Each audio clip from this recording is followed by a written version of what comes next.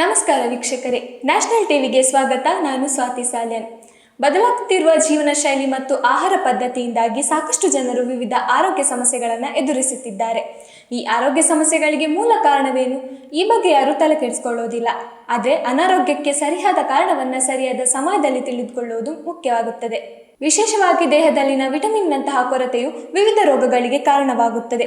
ಅದೇ ರೀತಿ ನಮ್ಮ ದೇಹವು ಕಾರ್ಯನಿರ್ವಹಿಸುವ ಮತ್ತು ಉತ್ತಮ ಆರೋಗ್ಯವನ್ನು ಕಾಪಾಡಿಕೊಳ್ಳುವಲ್ಲಿ ಮೆಗ್ನೀಷಿಯಂನಂತಹ ಅಗತ್ಯವಿರುವ 7 ಮುಖ್ಯ ಖನಿಜಗಳಲ್ಲಿ ಒಂದಾಗಿದೆ.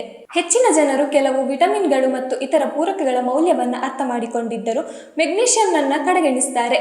ಮೆಗ್ನೀಷಿಯಂ ಕೊರತೆಯು ಸಾಕಷ್ಟು ಆರೋಗ್ಯ ಸಮಸ್ಯೆಗಳನ್ನು ಉಂಟು ಮಾಡುವುದರಿಂದ ಇದನ್ನು ನಿರ್ಲಕ್ಷ್ಯ ಮಾಡುವಂತಿಲ್ಲ.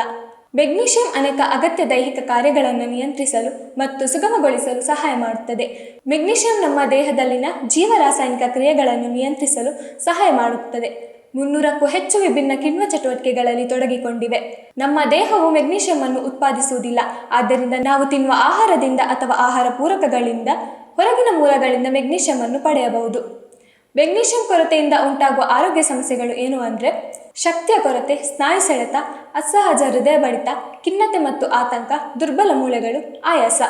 ಹಾಗಾದರೆ ಮೆಗ್ನೀಷಿಯಂ ಕೊರತೆಯಾಗಲು ಕಾರಣ ಏನು ಅಂತ ನೋಡೋದಾದರೆ ಅಸಮರ್ಪಕ ಆಹಾರ ಸೇವನೆ, ಜೀರ್ಣಾಂಗದಲ್ಲಿ ಸಮಸ್ಯೆ, ಅತಿಯಾದ ಔಷಧಿಗಳ ಬಳಕೆ, ಮದ್ಯಪಾನ, ಅತಿಯಾಗಿ ಬೆವರುವುದು, ಅಪೌಷ್ಟಿಕತೆ. ಕೊರತೆ ನೀಗಿಸಲು ಇರುವ ಆಹಾರ ಮೂಲಗಳು ಯಾವುದು ಅಂತ ನೋಡೋದಾದರೆ ಕುಂಬಳಕಾಯಿ ಬೀಜಗಳು, ಪಾಲಕ್, ಬೀನ್ಸ್, ಕಂದು ಅಕ್ಕಿ, ಕಡಲೆಕಾಯಿ, ಬಾದಾಮಿ ಮತ್ತು ಗೋಡಂಬಿಗಳಲ್ಲಿ ಮೆಗ್ನೀಷಿಯಂ ಕಂಡುಬರುತ್ತದೆ. ಬೆಣ್ಣೆಹಣ್ಣು ಅಂದರೆ ಅವಕಾಡೋ, ಡಾರ್ಕ್ ಚಾಕ್ಲೇಟ್, ಹಾಲಿನಲ್ಲಿಯೂ ಮೆಗ್ನೀಷಿಯಂ ಇರುವುದರಿಂದ ಅವುಗಳನ್ನು ಹೆಚ್ಚು ಸೇವಿಸುವುದು ಉತ್ತಮ. ಕೊರತೆ ಇದೆ ಎಂದು ಇವುಗಳನ್ನೇ ಹೆಚ್ಚು ಸೇವಿಸದಿರಿ. ಯಾಕಂದರೆ ಕೆಲವೊಮ್ಮೆ ಅತಿಯಾದರೆ ಅಮೃತನು ವಿಷವಾಗುವುದು ಎಂಬ ಮಾತಿದೆ. ಹೀಗಾಗಿ ಹೆಚ್ಚುವರಿ ಮೆಗ್ನೀಷಿಯಂ ಅತಿಸಾರ ಅಥವಾ ಇತರ ಜೀರ್ಣಕಾರಿ ಅಸ್ವಸ್ಥತೆಯನ್ನು ಉಂಟು ಮಾಡಬಹುದು.